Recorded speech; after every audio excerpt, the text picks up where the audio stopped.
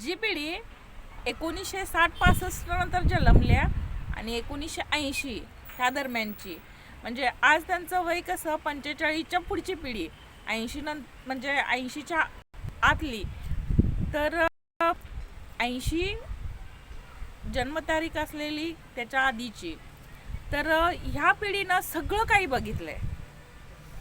सगळं काही म्हणजे ह्या पिढीच्या 5 पैसे, 20 पैसे, 10 पैसे, हे सगळे पैसे बघितलेले आहेत. आणि गरिबी तर म्हणाल तर गरिबी श्रीमंती दोन्ही पण वर्गाचे लोक आहेत ना, ह्या पिढीतले लोक एकदम सामान्य लोकांसारखे राहायचे. आजच्यासारखं अजिबात नव्हतं. आज आपण स्टेटस बघून लोकांशी मैत्री करतो, पण त्यावेळी नव्हतं बरं का. स्टेटस वगैरे बघून लोकांची मैत्री व्हायची नाही. आता माझंच उदाहरण सांगते तुम्हाला, की माझे जे लहानपणीचे मैत्रिणी आहेत त्या पण अजूनपर्यंत आहेत. आणि नंतर कॉलेजमध्ये ज्यावेळी आम्ही गेलो त्यावेळी आमचा ग्रुप होता, आणि तो ग्रुप आता बरेचसे चांगल्या म्हणजे पोस्टवरती आहेत. बरेचसे काय म्हणजे काही ना काही आहे, पण गरीब आणि श्रीमंत बघून कुणीसुद्धा मैत्री ठेवत नाही. सगळे एकत्र आले ना, सगळे म्हणजे कोण गरीब आहे कोण श्रीमंत आहे असं तुम्हाला वाटणारच नाही. कारण सगळे आधीचे कॉलेजचं जे जीवन होतं त्यावेळी सगळे समानच. तिथं पण त्यावेळी आम्ही सगळे समानच असायचो. टी व्ही नव्हते ते पण जमाना बघितला, टी व्ही असल्यानंतरचा पण जमाना बघितला. पाटी आणि पेन्सिलवरती आम्ही म्हणजे शाळा शिकलो. आणि आता तर पाटी आणि पेन्सिल कुठंही नाही शाळेत बरं का, पण आमच्या वेळी होतं पाटी आणि पेन्सिल असायची. ज्यावेळी शाळेत ते आजी किंवा म्हणजे शक्यतो आजीच घेऊन जायची, माझी तर आजीच घेऊन गेलेली. त्यावेळी आज्या हे काम करायच्या. पण आता आजकाल आई वडीलच ही जबाबदारी पार पाडतात. त्यावेळी आजीकडं जबाबदारी असायची, आजोबा आजींकडं असायचे जबाबदारी. तर आत्ता जर बघायला गेला तर पाटी पेन्सिल अजिबात नाही. आमच्या वेळी असं होतं, पाटीवरती सरस्वतीचं चित्र काढायचं. ते सरस्वतीचं चित्र मला अजून आठवतंय, पण आत्ता मुलांना येते का नाही काय माहीत नाही.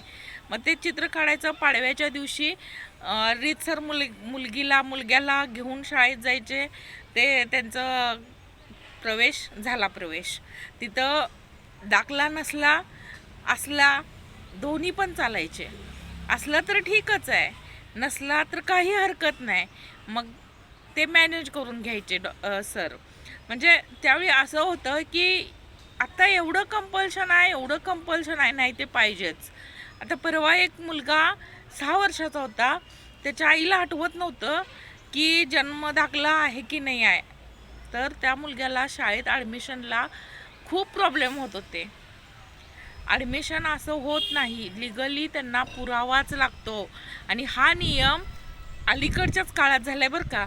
आधी असे काय बिलकुल नियम नव्हते. म्हणजे त्यावेळेचं शिक्षण तसं होतं, त्यांच्यावर तशी म्हणजे एवढं असं हे नव्हतं ना कंपल्शन. आता इतकं झालंय की प्रत्येकाला मोबाईल नंबर शिवाय काहीच नाही. मोबाईलला बँक पासबुक अटॅच, नंतर आधार कार्ड अटॅच. सुरुवातीला आपण शिकलेली माणसं, मला काही कळत नव्हतं. मग विचार करा, त्या आडानी आमच्या आयांना काय कळणार आहे मोबाईलमधलं आणि ह्या सगळ्या सिस्टमचं.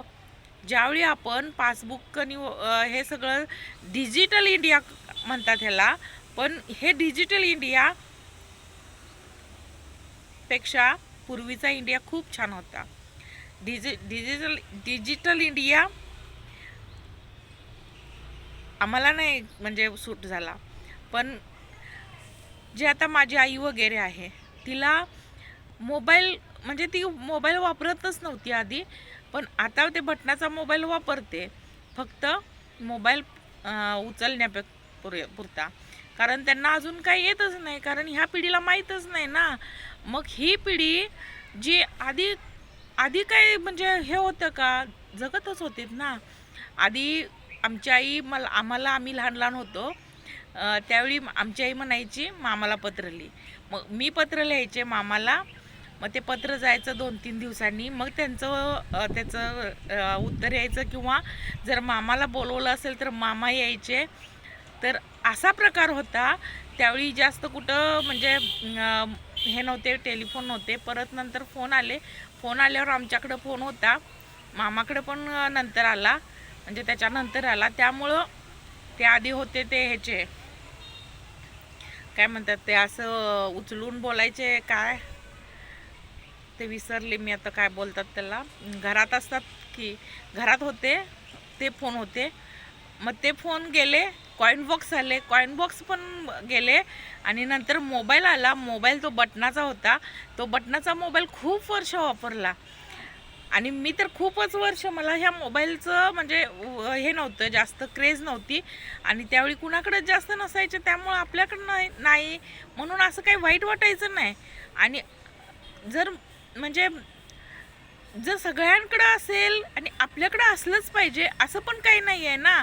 ज्या वस्तू गरज आहे तेच आपण घेतो ना. तर माझ्या बाबतीत काय झालं, माझ्याकडं मोबाईल कसा आला ते सांगते तुम्हाला.